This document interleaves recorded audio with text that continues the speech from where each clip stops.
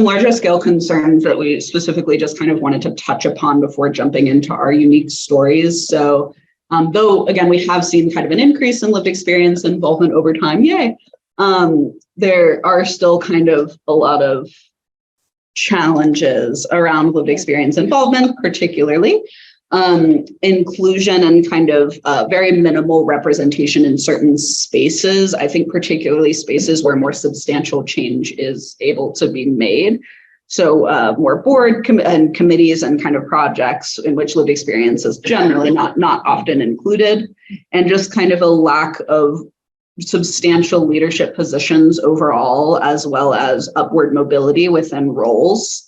The roles that do exist, the kind of minimal roles that do exist, a challenge that we see in those roles is folks get into those roles and then they tend not to leave them because, again, those roles are so few and far between. There's not a lot of places for folks to go after that they're in a role like that.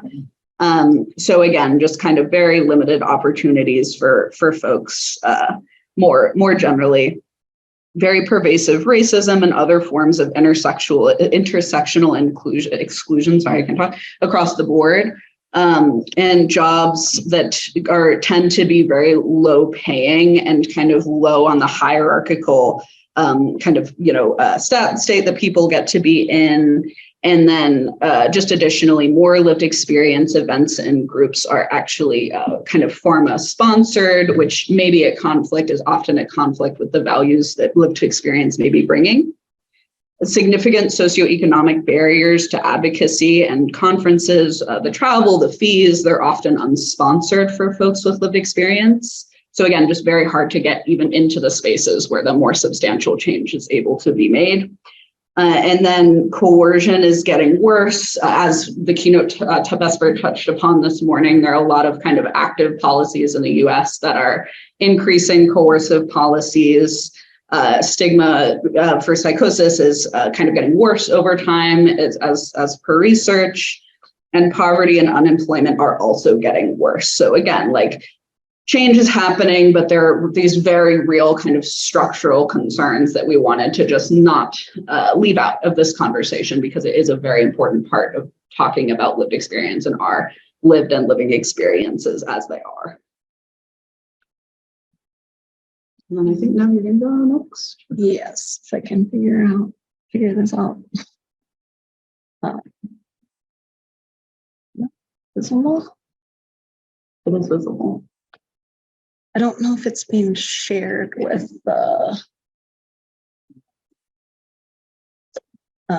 Okay, well, I'll just start presenting because we're a little bit behind, so I apologize for the tech issues. It's more challenging, as you all know, to try to do hybrid like this, so they need to be synced, online viewers as well as us. So just to get started, I mean, we're overall the panel is going to be talking about kind of each of our individual trajectories, at least to some extent. I will say that my little piece of this presentation does a little bit less of that, because as I was thinking about what to cover, I kind of come back to how deeply frustrated I am with the current state of affairs, and how it's valuable to be talking about one's own individual trajectory. And I feel like we're very stuck, and that in many places things are going in the wrong direction, not even in the right direction.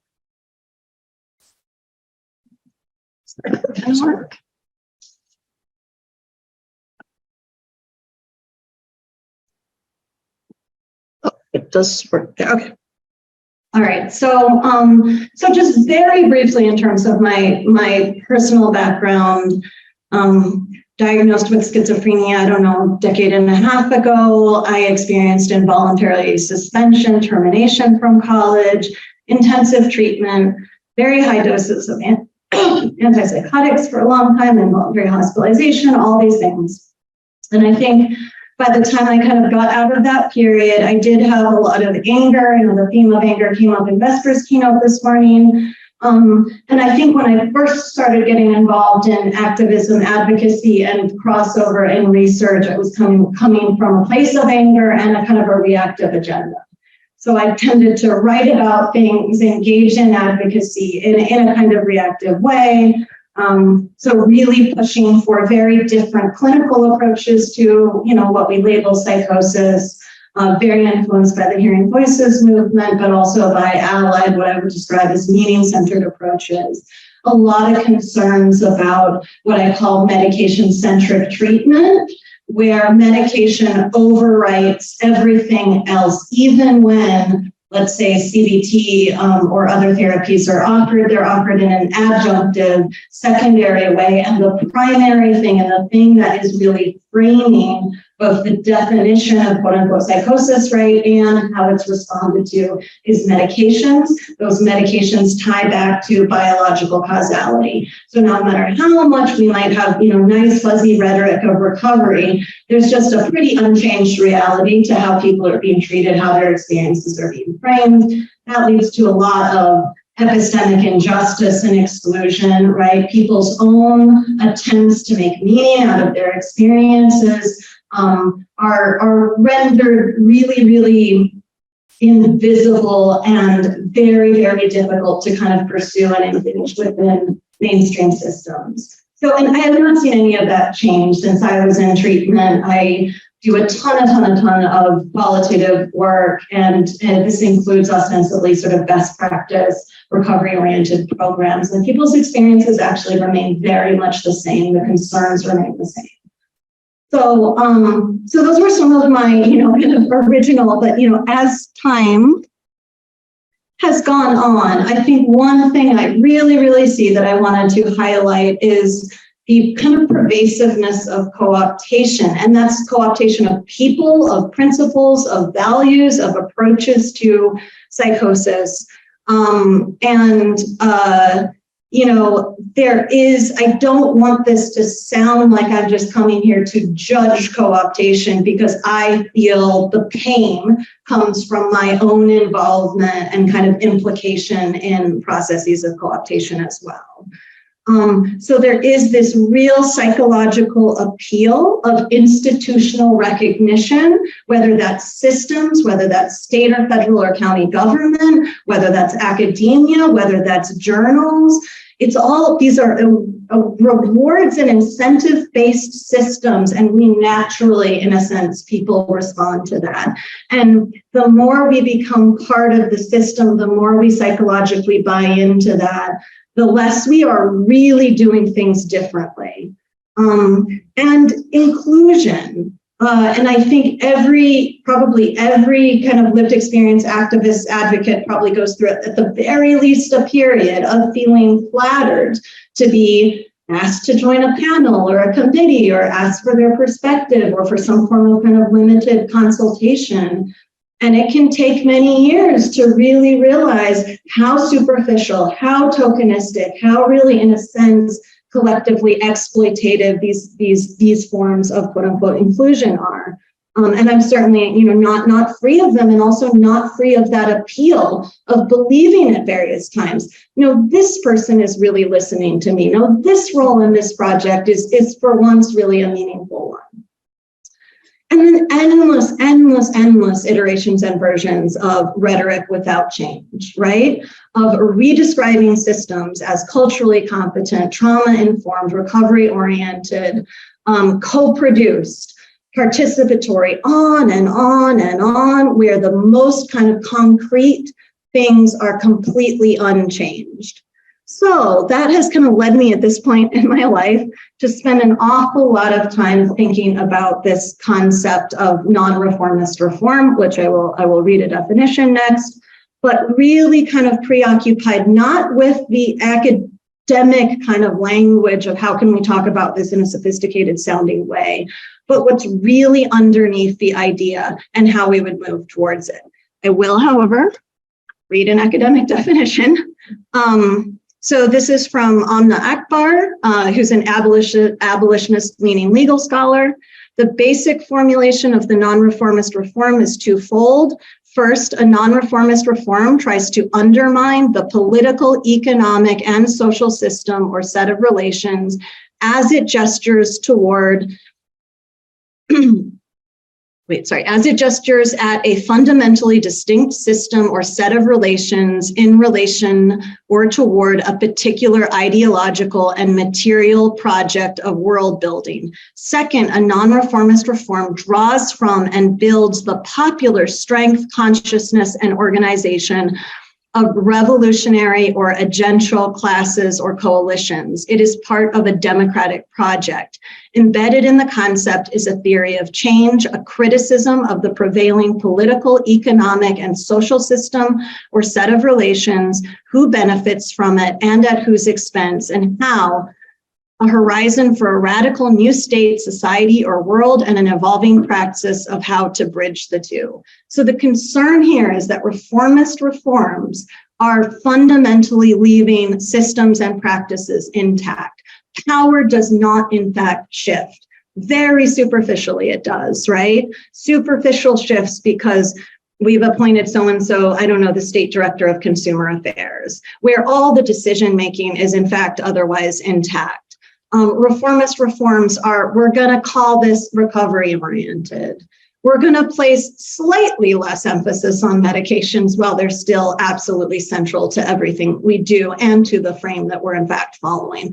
So reformist reforms can really hold us back from the type of change that is deeper and that we really need to pursue.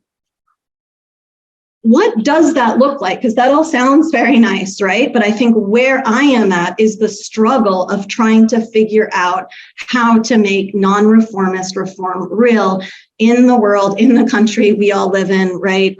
Here in the United States, with so many profound social problems and sources of inequality, ever-growing poverty, ever-growing reliance on carceral practices, and this is across institutions that primarily impact people living in poverty and massively intersect with ethno-racial minoritization, right? In terms of who is impacted.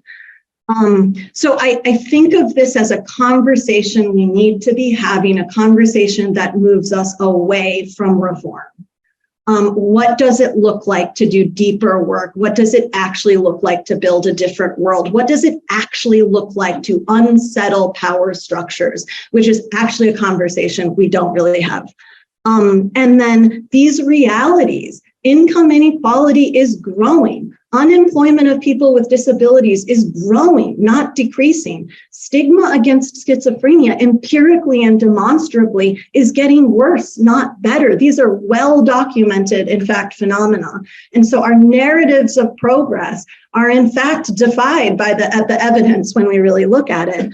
And some of these are large social issues like income inequality. There are places in which this intersects with psychosis more, as in, for instance, supplemental security income policies, so SSI, right? SSI entraps people in lifelong poverty, and we are not fighting it. ISPS is not fighting it. We as a user survivor community are not fighting it in the centralized, coordinated way that we should. But these realities are what, increasingly motivate and animate the type of work I'm trying to do. So, these are just ideas. This is my last slide, but my ideas are we need deeper analysis of the problems. We need to really understand how structural so much of this is. That includes billing structures and financing. They're not things we can just ignore because they fundamentally shape how services and supports are then delivered, to whom, under what circumstances. Material action, we have to move. I really, really think we have to move away from, nice commentaries and articles and op-eds and conferences that make us all feel good and activated, to material action, material steps forward. Centering the most impacted. I borrow this language from the disability justice movement, but I think we do see elite capture of mental health agendas by people with a lot of resources, privilege, and money, whereas the in a sense kind of single biggest problem that faces people with schizophrenia and psychosis in the United States is extreme poverty. It's extreme poverty. And most people who are labeled with schizophrenia could not get into this conference. The amount of food we just ate might exceed what they have access to in a week or even a month in some cases. So we need to take seriously the material conditions in which people are living and how we can center that in a change agenda tied to poverty. And then policy change that goes along with that, because if we are not changing policy, we are not changing practice. We are in a reformist kind of self-mythology of change in practice, and research transparency and accountability, which I think all go together in service of policy change. And here's where I see research. If we're not even documenting the problems, we can ignore them all too easily. If we don't look at the reality of trends, so there's been some major meta-analyses, reviews looking at, have outcomes improved at all in the last 4 decades? And the answer is no. We need to engage with those realities, or we will talk about things improving and not actually change them. And all of this is aspirational for me, because I really recognize, in a sense, how little progress that I have kind of made to date in my career. And it's kind of an existential crisis around, how do I do less of what I was doing and more of this? And I will now hand it off to Brandon or Katie. Which one of you guys wanted to go next? And you're going to stay there? Or?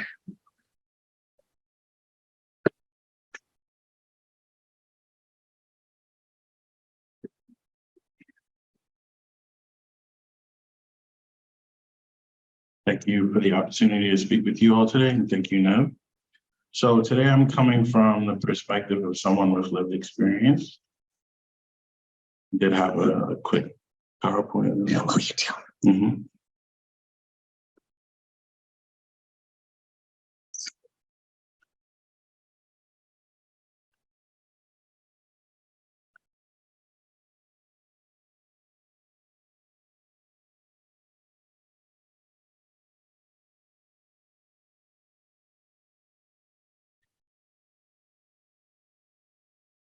Is it just one slide? Is it sharing? Oh, If you go back to the Zoom and just go to share screen, and then it'll give you the option. it's doing weird. I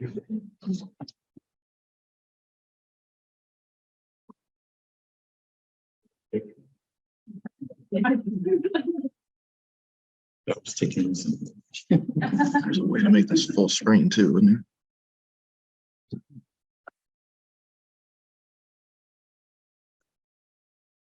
but I can start off with what I wanted to say.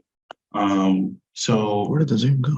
wellness, of course, the topic of the discussion that we're trying to uplift or like disseminate or deconstruct has been in the annals of history for hundreds, not only thousands, not if thousands of years.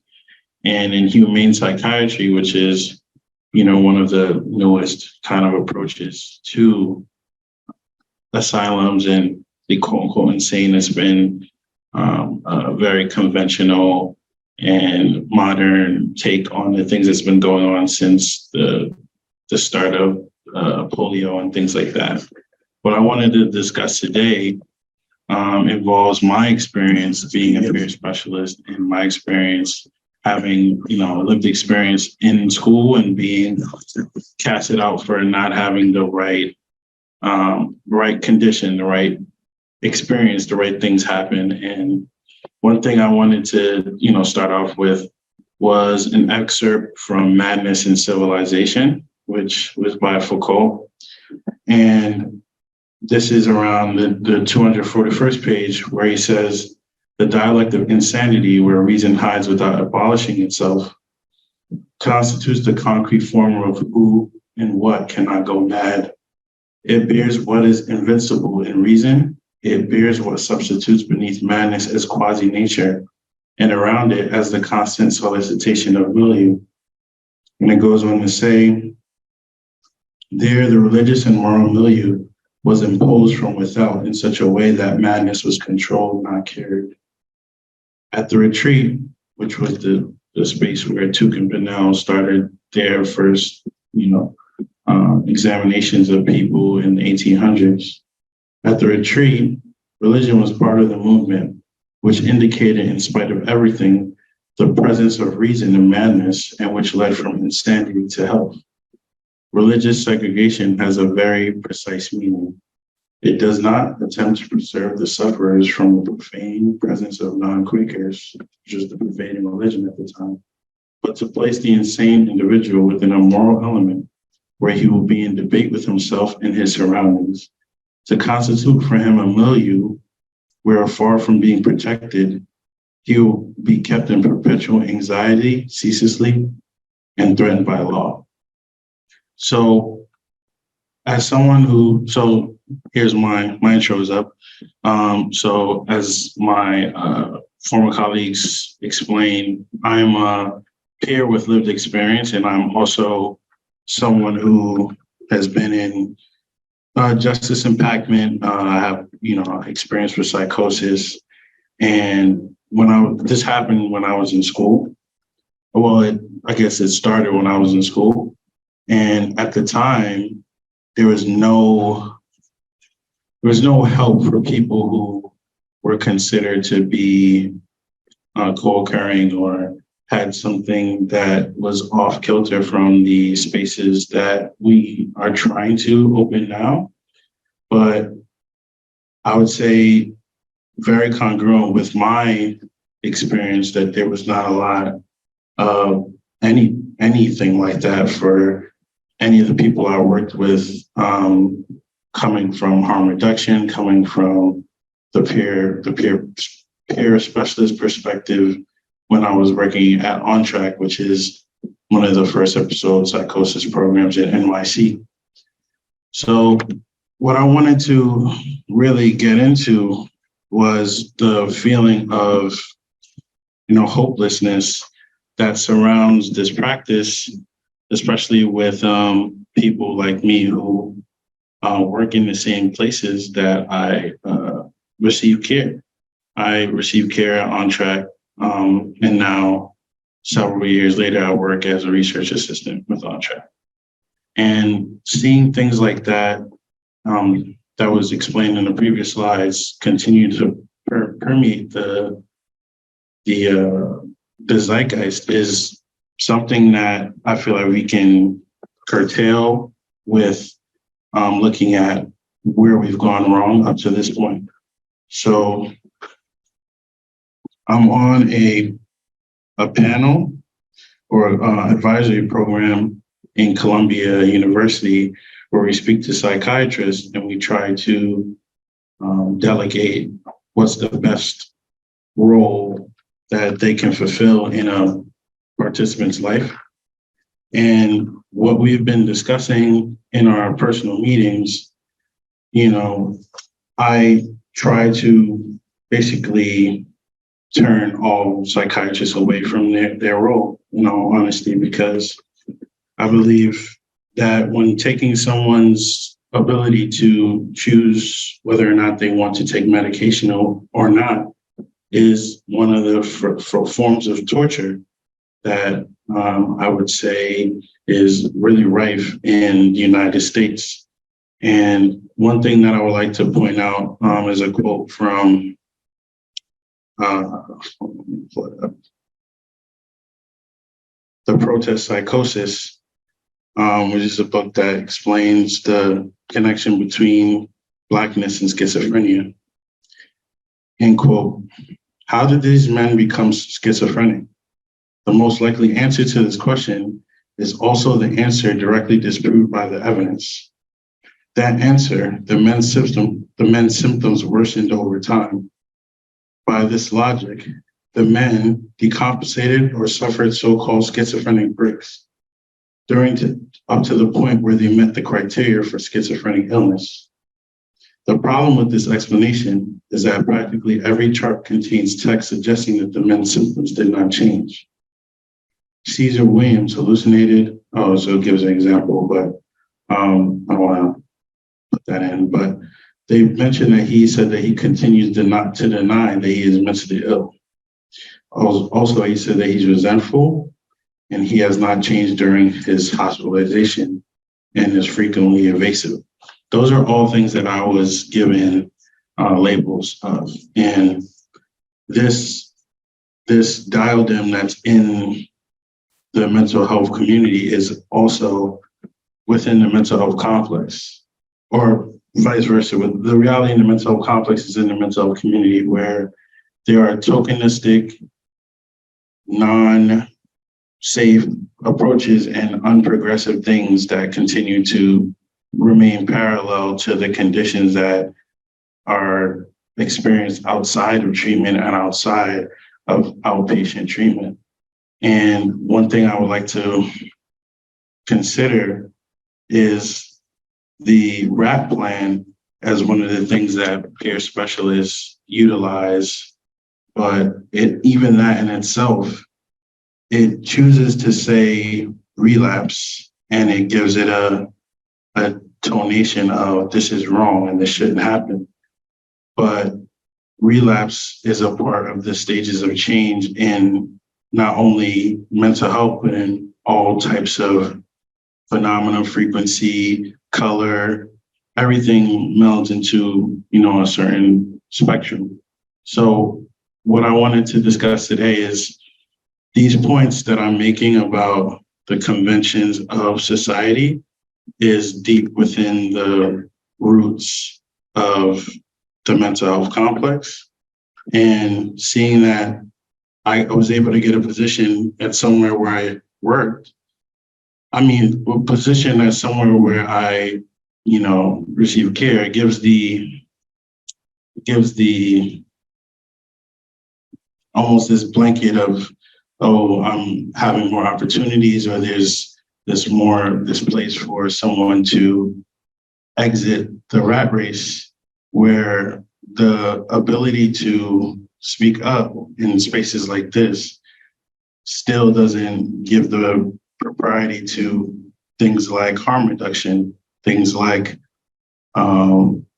so working in harm reduction, there was a lot of wellness things that we used to do to keep, sane, seeing that we were dealing with people who were using at different levels. And we all would benefit from some Reiki treatment here. We would benefit from some aromatherapy. And now those are small things, but I think it would create a huge difference in the way that we connect, the way that we recover. And I think as a peer advocated organization, that should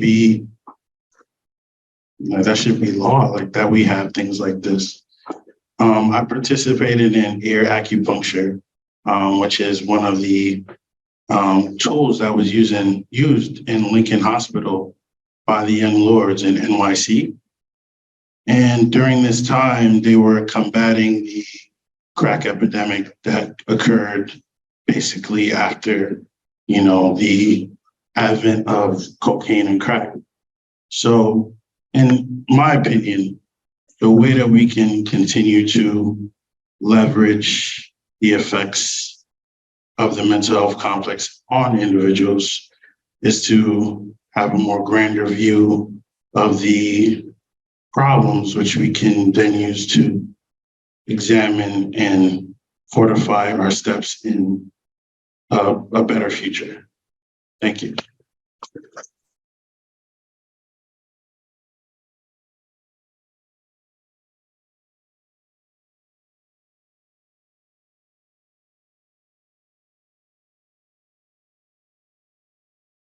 Hi, everyone. I don't have slides myself. My name is Katie Sanford. My pronouns are she, her. I am 32 years old, and I work as a project policy analyst for UC Davis Health on the EpiCal Early Psychosis Network of California project. And I'm on the lived experience integration team. I also spent 10 years as a mental health advocate and continue to advocate both independently and with organizations such as NAMI Chicago and Students with Psychosis. And I lived in Illinois for about 14 years after getting my degree in psychology from Northwestern University, which also kind of helped shape my perspective, getting out of California where I'm from and now returning back to it. I also was given a diagnosis of schizoaffective disorder depressive type at 17 years old. And one of the things that I struggled with immensely as someone living with psychosis was this idea of what is psychosis supposed to look like and how am I supposed to experience it? I have comorbid obsessive compulsive personality disorder, so I felt like I had to be the perfect person with psychosis. But that was confusing. What did that mean? Did that mean that I exceeded all expectations, or did that mean that I met every expectation? Did it mean that I did exactly what the stereotype suggested that I do, or did it mean that I beat all odds and be the best person I possibly could be, and better than even people who didn't have psychosis? And I struggled with that immensely, especially because I had symptoms that, compared to the stereotype, were atypical. I experienced very few voices, if any, until several years later into my disease, into my experiences. And so I felt very othered. I felt very excluded, even within the psychosis community, because my symptoms didn't line up with what other people experienced or what other people thought I should be experiencing. I primarily experienced visions and visual hallucinations. And for me, some of these were very hazy and ghostly. And I didn't know for many years that that's actually not that abnormal. So I questioned my experiences constantly. Is this real? Am I overreacting? Is this just my imagination playing tricks on me? And I'm totally fine. And there's nothing abnormal about me at all. There's nothing that I'm experiencing that would cause the distress that I'm feeling, that this is all made up.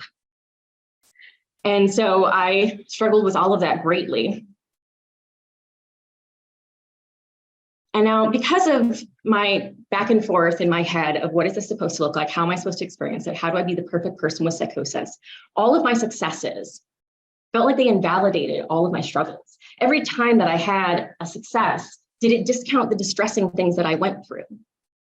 And similarly, because of the way society is, anytime that I had some sort of thing that I considered a personal failure or any kind of struggle, I wondered if that discounted all of my successes. Did that mean that I was failing? Did that mean that everything that I had done didn't matter and that I was going to end up just as the stereotype suggested, somewhere locked up or living in my parents' basement? All of this developed a great deal of self-stigma within me. I felt so ashamed of the things that I experienced. I was given all of this medicalized language. I was given all of these terms for disorder and things like that. And so I felt this deep shame. And so I masked my experiences as best as I could.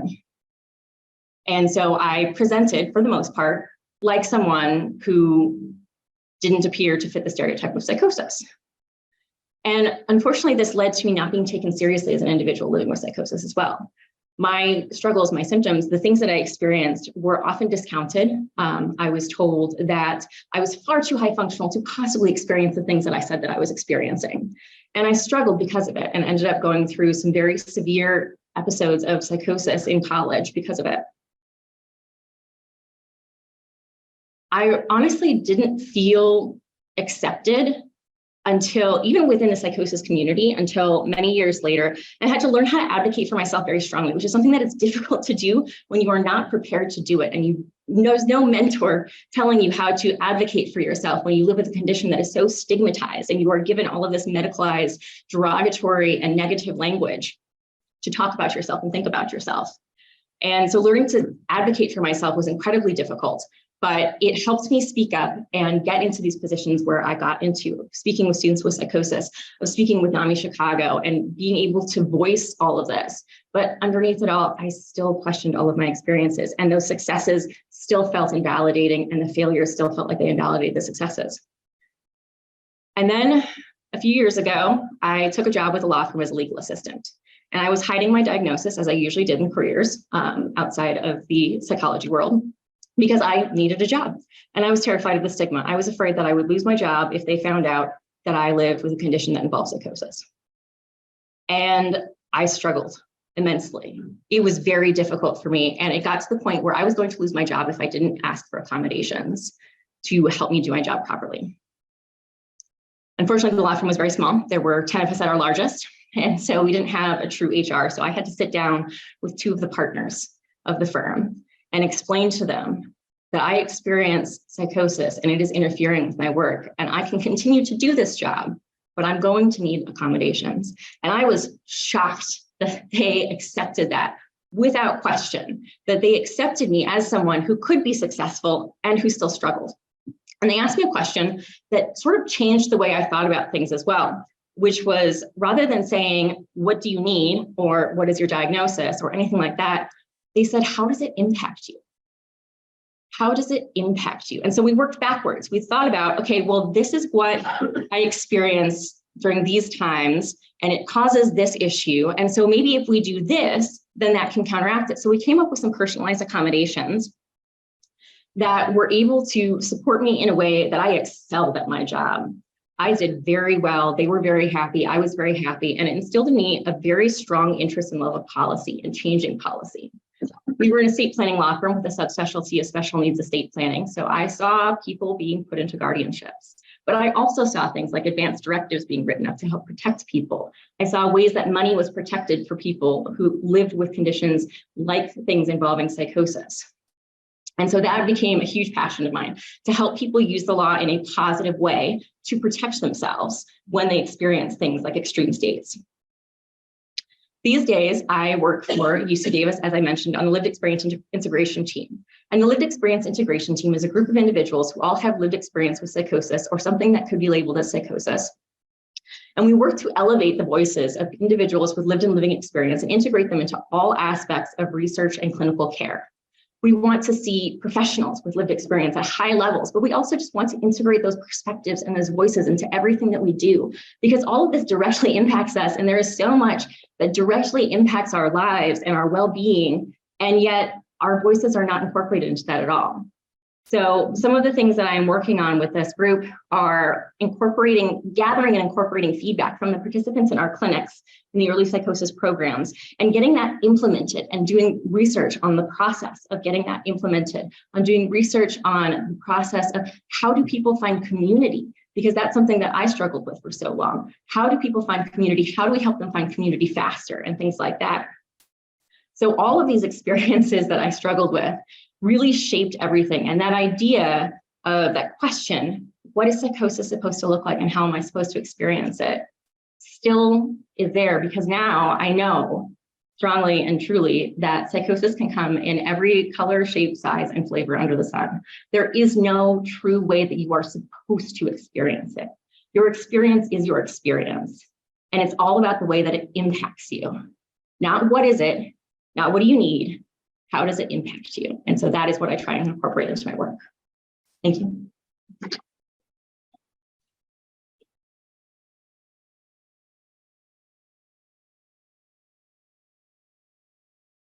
So before we wrap up, I'm just going to very briefly share a little bit more about my own experience as well. And then, like I said, a bit more of a larger kind of picture of some action items, as we mentioned. I will try to cut it just a little bit short for the sake of time. So just to get started, I was diagnosed with schizophrenia when I was 17. I was living in California at the time. And I was in my senior year of high school, and my school kind of did the best that they could at the time. And that essentially meant, let's pull this person out of all classes and isolate them at home. And again, best they could do at the time, but it was against my will. It wasn't something that I had asked for at the time. It wasn't something that I wanted at the time. It led to a lot of stigma amongst my peers. To this day, I'm in communication with one person from high school, and all of my other friends from band and theater very much did not want to have anything to do with me after I received that diagnosis. And at the time, it was this psychosis not otherwise specified. And sought treatment. There was really limited support where I was in Northern California. So we drove about an hour to try to see a psychiatrist. My mom and I saw a therapist in town. And I did end up graduating on time. I did not walk with my class. It was with very intense accommodations, and my school essentially pulling me out of almost all of my classes to just kind of push me through and make it happen. And I will say I had essentially at that point given up on my life. I was given the narrative of you won't work, you won't go to school, you will be lucky to live a life that, is somewhat normal. You will be on these medications for the rest of your life. At that point, I think there were 8. And so I ended up moving in with my father in New York, who lived across the country. And that was when I discovered peer support. And again, nobody's trajectory is quite so linear, but to kind of cut things for the sake of time, I moved in with my dad. I found peer support, and that was really what changed my life. I had never met somebody else that had any kind of altered reality experiences. It was so healing and incredible to talk to others that had that experience as well. And I ended up doing more or less fairly well at that point. I got involved in a Clubhouse, Fountain House in New York. I ended up becoming a peer support specialist myself about a year later. And that was when I met Nev, who I've worked with since about 2017. And it was at this point that I kind of realized I didn't necessarily want to stay in peer support because I was frustrated with more of the micro level and the fact that the systems had such a large impact on people, and it felt like I couldn't do enough as like working with single folks. So that was when I got more involved in research. I became a research assistant, then a research coordinator, and I'm just in my first semester now of a master's of social work. Hopefully we'll get a PhD in the future. And so it's just been kind of a non-linear progression, as I said, but for me, peer support was really a huge healing force in my life, and also just feeling like I was able to make a difference. I will say one quick thing to speak to is that I've always been very open about my diagnosis. So I made the choice, I think right before I became a peer specialist, that I kind of wanted to be open. It wasn't something I wanted to hide because I'd had so many bad experiences with seeking accommodations and psychiatrists. And that has been an interesting journey. I would not change that. I do think it was the best decision for me, but it has had kind of a lot of repercussions, as a lot of folks have spoken to, just stigma, trying to apply to grad school, like all of these different things that one kind of goes through. And I do think one question I constantly ask myself is, did they reject me because I have lived experience of psychosis, or did they just reject me because they rejected me? And it's hard to never know. It's hard to just always wonder, like, oh, was that because of this, or was it because of this? And ultimately irrelevant, but I do think that that's like a somewhat interesting thing to kind of navigate on an ongoing basis. And I guess for me, I often leave presentations like this with a lot of very vague macro level changes that I would like to see in different organizations. And for this particular presentation, here we go. I have a slide here.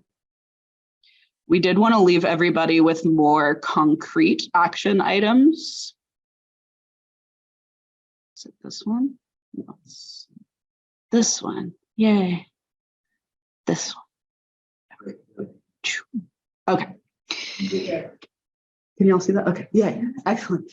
So just again, some larger scale things that we wanted to just kind of put out there for everybody to think about. So for kind of ISPS specific, but not necessarily ISPS specific. So formally and publicly challenging discrimination in training programs and admissions, awards for programs and employees that hire folks with lived experience in leadership. So some kind of incentive for that. Developing a group of lived experience experts to guide professionals in their efforts for change. Particularly that came out of a lot of conversations at ISPS and just kind of hearing folks wanting to create that change, but not necessarily knowing how. And advocating for kind of meaningful inclusion, language guidelines free of jargon developed by folks with lived experience. University program endorsements. So essentially saying like this university does a good job at not discriminating against people with lived experience. And just kind of also wanted to open it up to everybody, depending on time, like any other thoughts or suggestions, but also happy to take a couple questions. Yeah. Thanks for everybody. Now, apologies, we did speak, technical problems. We started late, so we are kind of short for time, but we are also, if there's not time for everything now, come up and talk to us throughout the conference.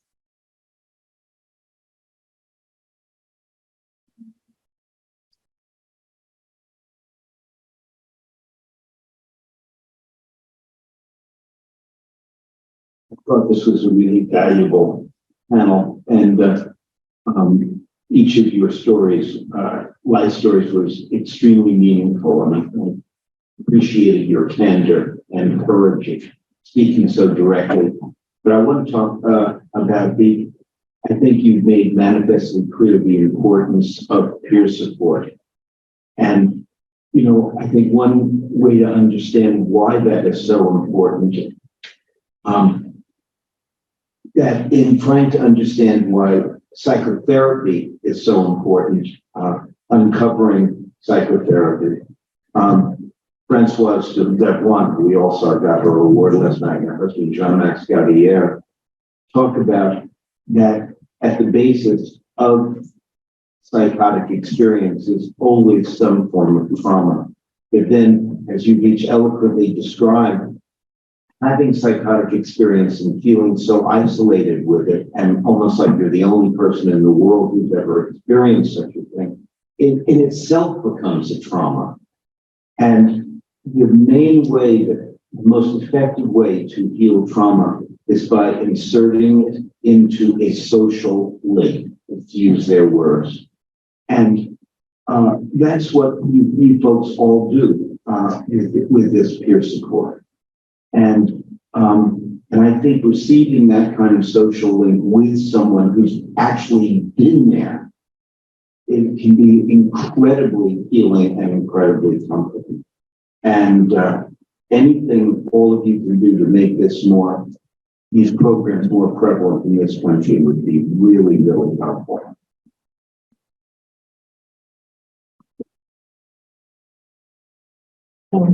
Thank you. Thanks. So I just have a question I guess this is for Brandon and for them. So you spoke about things being kind of window dressing in a lot of the reforms that we've seen. And Brandon, you spoke about your experience working with On-Track, and that's one of the kind of reforms in sort of early psychosis programs, which are certainly on surface more recovery oriented. So I guess my question was, from both your understanding, is this a true change, or is this just another name for the same thing? And maybe if you don't have anything to compare it to, maybe you wouldn't be able to say, but I know you gave a historical context to your presentation, Brandon, so I can say that first episode of Psychosis is someone who was a member, recipient, and as a person, in trying to change what I experienced. The answer is 50-50. Some of the things that I experienced, most notably the therapy, it was so unabashedly accepting that it didn't give away any of my premonitions, my ideologies about myself. But on the other hand, the abatement of the expression that is sometimes in the psychiatric community of okay, I'm smoking weed today, or I'm choosing not to eat, but certain things that get looked at as, okay, this is definitely a symptom. I think the litany is against people of certain dissents culturally, because they believe, or the complex rather believes, certain things there's only one way to look at it. And me coming from a Jamaican, Caribbean American background, there was things that we did that rang a lot of alarms, but it was okay, it was fine, but to them it was a problem. If that answers your question. Yeah. Yeah, I would just quickly add, I don't want to appear to be slamming early intervention in any way. I think I could speak to a lot of important ways in which EI has helped shift policy. At the same time, if folks are not aware of 2 years ago, there was a reanalysis of Raise Navigate data that found that the lower 3 socioeconomic quartiles, like recipients in the lower 3 socioeconomic quartiles, did not benefit on a single outcome, a single primary outcome, not one. Only those in the top quartile by socioeconomic status did. When we look at data that is now emerging in a much bigger way from national psychosis initiatives, we see staggeringly high rates of disengagement and of poor outcomes, not being in work or school, for example, living in poverty at the time of discharge. And so it's definitely not the magical kind of silver bullet solution, I think, that in early years it was talked up to be. And I think we have to really deeply take stock of that. I was actually part of a panel last week that looked at basically kind of featured Loretta Nordenhoff, who presented on Opus 20-year data. So this is the longest available follow-up data of an RCT in the world. After 5 years, all benefits of early intervention disappear. And then there was a discussion of all these people from different countries about, well, what do we do? What does it really mean that this does not maybe live up to that originary promise? How do we think about policy? How do we think about what it would really take to shift long-term trajectories for folks? So I think, yeah, I won't go on, but I think, again, just getting back to my own frustration, this isn't just somehow fixing things. And can we start having the conversations that are about why and what would we really do? Why are people still living in every bit the same depth of poverty as they were before early intervention ever came on the scene? But it's a great question. I just wish there was more of this discussion happening. Unfortunately, I think that we're out of time to take more questions. So I think our presenters are going to be around, so maybe talk with people afterwards.